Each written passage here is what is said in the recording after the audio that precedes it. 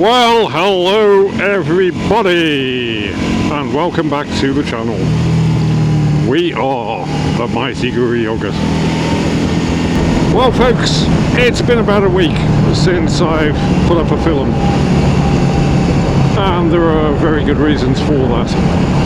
The weather here in Cumbria has been absolutely horrendous for the last 5 or 6 days. We've had seriously high winds, lots and lots of rain, and we've even got, although you won't see it today because visibility is poor, some snow on the mountains.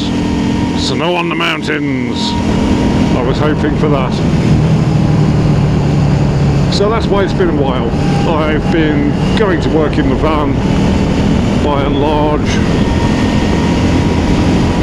And this is my first time out on the motorcycle. I've missed you magnificent beast for pretty much 6 days, I think. I don't know. I lose track.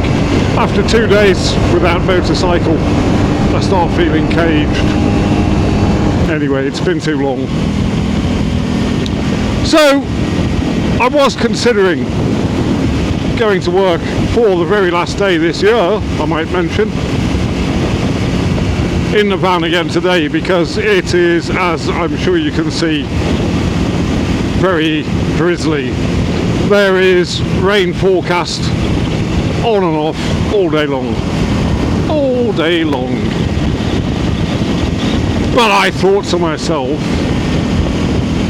I'm going on the bike anyway. I'll just put on all my waterproofs, and instead of it taking 15 minutes to get ready to go out, it'll take 20. But at least I'll be riding, and I am. But, my friends, it was more than that. Prior to coming out, I was lying down in the bath, doing the things that Mighty Guru Yogurts have to do, you know, shaving my head, things like this. And I started watching some videos that had come up on YouTube.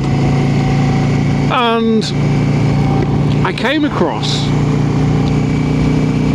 a video called God Told Me Not to Ride Motorcycles. It's by a fellow YouTuber in America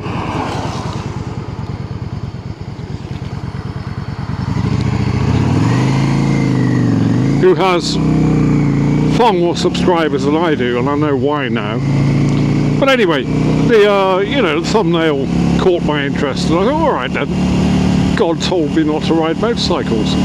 Let's have a look at that. I was immediately wondering which God would do such a thing, and so I found out. Anyway, it's a lovely video,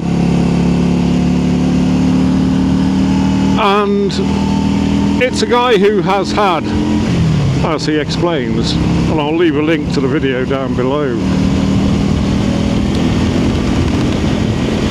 a guy who has had a lifelong fascination and passion for motorcycles, but according to the story he tells, he never actually bought one. He would borrow them from friends or rent them, and every time he almost had the money to buy his own motorcycle, something stopped him from doing it. The story goes on, and he talks about a day when he was in the supermarket somewhere in America, I don't know, and he was third in the queue behind a guy in a wheelchair with no legs. Or as the story unfolds, it becomes clear he'd got no feet. Who knows? And the guy in the wheelchair had seen him pull up on a motorcycle outside the supermarket earlier, and turned around and got his attention. This guy, incidentally, is a heavy metal drummer. I can only assume he does heavy metal god music. I've heard some of that. It's fucking appalling. And so the guy in the wheelchair turns around and says, excuse me sir, can I pay for your shopping? Now, what he says is that he'd got some bread and some cream cheese and some smoked salmon.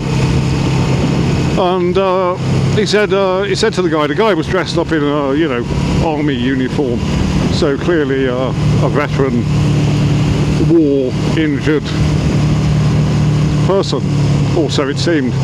And so anyway, the biker guy, Jacko, says, no sir, no really, you've done enough to serve us already, you don't need to do that. But the guy insisted, and he also paid for the shopping of the two people in the queue ahead of this biker guy. And so the story goes on. The biker guy leaves the supermarket and the guy in the wheelchair is sat outside, so they start talking. And the army veteran says, do you know what, I used to love motorcycles, but I didn't lose my legs in the war, though I did serve.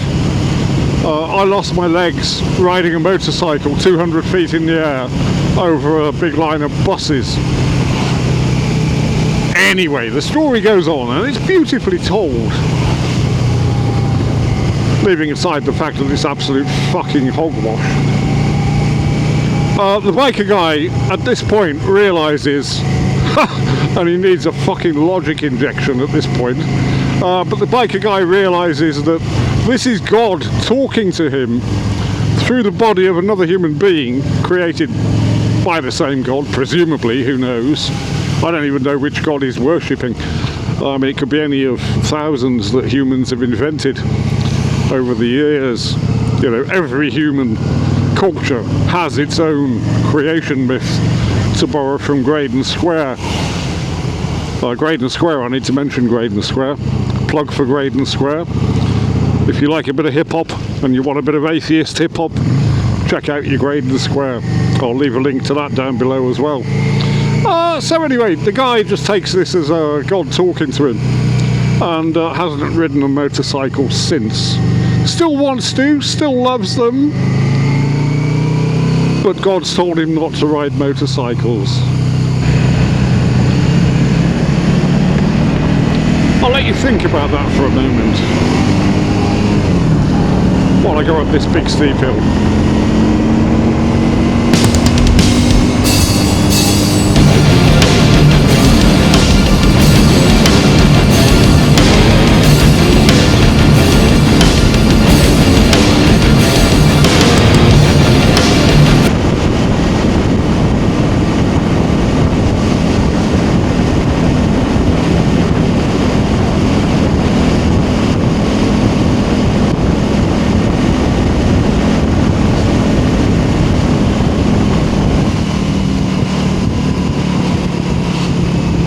The Murgatroyd has gone away.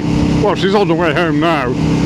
But I was left home alone again last night. I think that was her just going past me there, actually. It's around about the right time.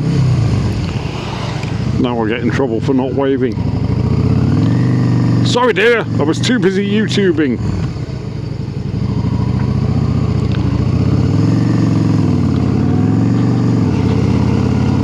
So yeah, she'll have the granddaughter and the daughter in tow. They're staying with us until Christmas Day, or just beyond.